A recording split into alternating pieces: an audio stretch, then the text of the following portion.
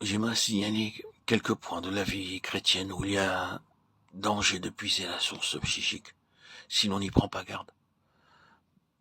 Par exemple, en ce qui concerne la volonté, le Seigneur est prêt à franchir la volonté et à l'animer, mais l'enfant de Dieu doit veiller à ce que la force animatrice vienne bien de l'esprit, pas de la chair.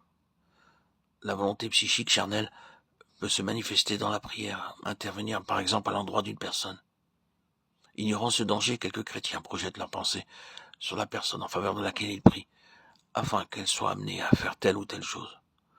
Pour éviter cet écueil, il est bon de veiller à ce que la prière soit toujours adressée à Dieu, et à ne pas dicter au Seigneur ce qu'il doit faire en faveur de celui ou de ceux, que les actions de ceux pour qui nous prions. Il faut se garder de dicter celle-ci, de vouloir faire ce que nous pensons être la volonté de Dieu, ou vouloir faire éviter ce que nous pensons être mauvais. Nous sommes les membres d'un seul corps, mais chacun de nous ne dépend que de Dieu, et c'est devant lui que nous demeurons fermes ou que nous tombons. Il y a aussi danger de puiser à la source psychique dans le temps de l'adoration. Le Seigneur nous avertit que Dieu est esprit, et que ceux qui l'adorent doivent l'adorer en esprit et en vérité. Pourquoi donc cultiver dans nos sanctuaires ce qui nourrit les sens? Pourquoi les indifférents dont la semaine s'est écoulée dans les distractions du monde se sentent-ils si heureux d'être allés à l'église le dimanche? N'est-ce pas que la musique et certaines influences les ont rendus heureux, leur ont procuré un certain réconfort? Ils ont été sous une influence calmante, douce, apaisante. Mais la question est de savoir s'ils ont été convaincus de péché et convertis. La musique serait-elle mauvaise, nuisible? Nullement. On peut adorer Dieu en chantant. Mais songez à tous les éléments psychiques qui entrent dans le culte. Signale que les activités naturelles de l'âme interviennent dans l'adoration. Si tant de personnes ne remportent pas la victoire sur quelque péché que ce soit, c'est parce qu'il y a une part de psychisme dans leur vie religieuse.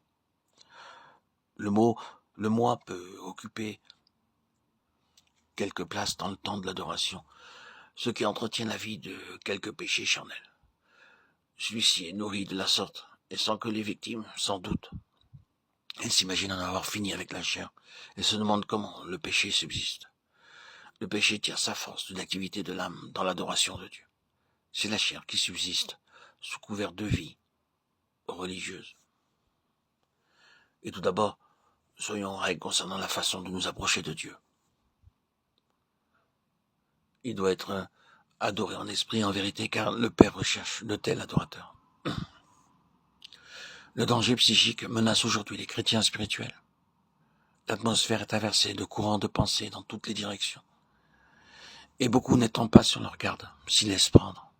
Il est possible de s'en préserver en s'unissant à Christ, en sa mort, et en priant que son sacrifice soit comme une barrière. Un bouclier entre soi et toutes les puissances mauvaises de l'air. Ou dans les lieux célestes, Ephésiens 6:12. Demandons-nous si notre intelligence a été vraiment renouvelée, si l'Esprit de Dieu l'illumine et l'anime.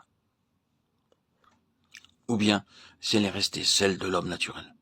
Ce ne sont pas les arguments intellectuels qui pourront jamais battre en brèche le rationalisme moderne, mais la puissance spirituelle et la prière. Prions Dieu qui nous enseigne à vivre, à marcher selon l'Esprit. Et notre intelligence, notre pensée étant renouvelée, apprenons à différencier l'âme de l'Esprit. La parole de Dieu est efficace et plus puissante qu'aucune épée à deux tranchants pour séparer l'âme de l'Esprit afin que la vie psychique soit crucifiée et que nous devenions spirituels.